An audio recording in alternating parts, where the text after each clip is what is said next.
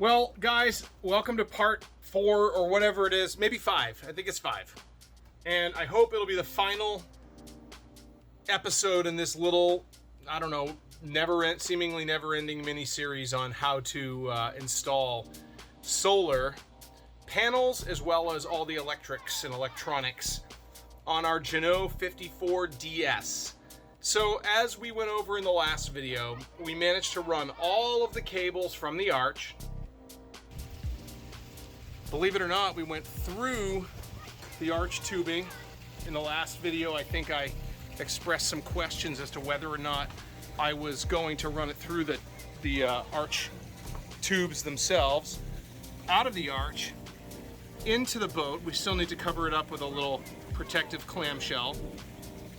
And then down through all of the conduit alongside the starboard side of the boat. And lo and behold, it popped out right here at the chart table. And you can see this disaster area that I've created.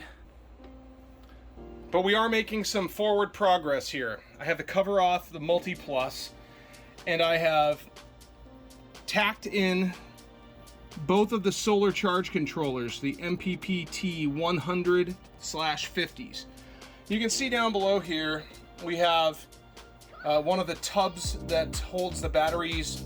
We have 4 of the house batteries in the bank here, and the other 4 are on the other side of the chart table bench.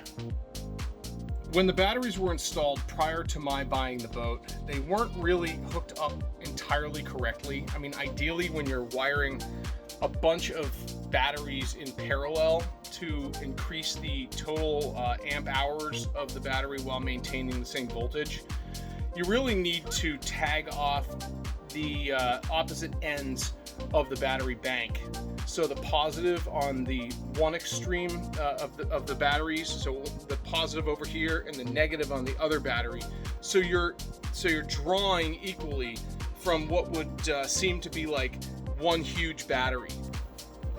So while I'm in here, I traced everything, and it's pretty close, but it's just not perfect. And I labeled things. That's a jumper, and this jumper here goes to the other side over here, and I've labeled it jumper. And then we have the negative jumper that goes over here, and it goes over here. But the supply to the house from the battery bank, they're not tapping into the outermost perimeter batteries in the bank. So I'm going to switch that around real quick before hooking things up. One of the biggest challenges in this project is figuring out where to put everything. So this here is our Lynx distributor, and there's the cover. When the distributor cover is on, it looks like this. And this distributor is a new addition to the apparatus here. The way this distributor works is it essentially provides 2 bus bars. This is the positive and this is the negative. And this will connect to the battery bank itself. These here, 1, 2, 3, 4, represent 4 inputs. So you can essentially connect 4 different systems to the Lynx distributor. And the cool thing about the Lynx distributor is it gives you the ability to stack one, on another. So you could get another Lynx and lay it on top here, and so on and so forth. Now, for our purposes, we only need a single Lynx distributor. So we have 3 things that we're going to be inputting into this distribution block here. One of them is going to be our Multi Plus, and then one will be one of the solar charge controllers, and the other will be the other solar charge controller. We've gone over this a little bit, but I've elected to use 2 separate arrays, even though I have only 2 solar panels. 2 separate arrays will give me an element of redundancy in the event that something in one of the arrays fails. I'll have a backup charge controller, and I'll be able to reconfigure everything, so I'll at least be able to produce some charging capacity even in the event of a failure. But back to the Lynx distributor, the cool thing about it is it includes a fuse block, I guess you might say. It's not really a fuse block, but if this is the input to the positive, there would be a fuse that runs from here to here. It's a mega fuse, and you can fuse it accordingly. And the cool thing about this is there are LED lights, 1, 2, 3, 4, and 5, which show the status of the fuses. This center one here basically indicates power and indicates if there's a fault. And if there is no fuse or a blown fuse, these indicators will turn red versus green. Now this circuitry is designed to work with the Victron Lynx battery management system, which we don't have because we're using a smart shunt, and there's really no reason to have a Lynx battery management system. So big shout out to Explorist.life, Nate Yarborough, and he has a hack on his channel which we implemented here, and we used a 12 volt to 5 volt DC converter, and then we wired it in here to the this accessory port here to provide power, auxiliary power to the circuitry.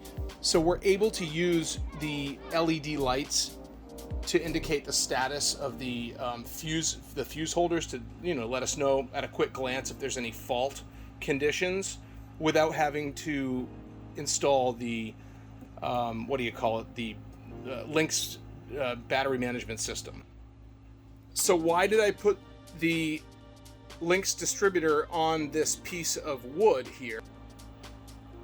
I need the ability to remove it and access it for service and in the event that I need to change batteries. But the other reason is there's really not a very good place to position this anywhere in close proximity to batteries, and I figured this would be the best place. So this floorboard here was cut out to accommodate the prior battery charger, and this was prior to my buying the boat. And so I'm just going to position it right in here, just like that, and I'm going to screw it in. And in the event that I need to take it out for whatever reason, I can just undo the 4 screws. 1, 2, 3, 4 screws, and I'll have ready access to the entire system.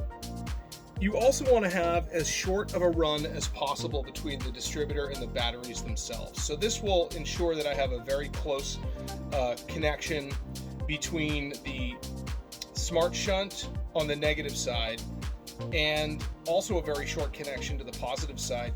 And in addition to that, the connection of the Multiplus is going to be incredibly close considering it's right here, and right below it is going to be the Lynx distributor. Little progress report. We have successfully drilled the holes to run the PV supply cables from the panels,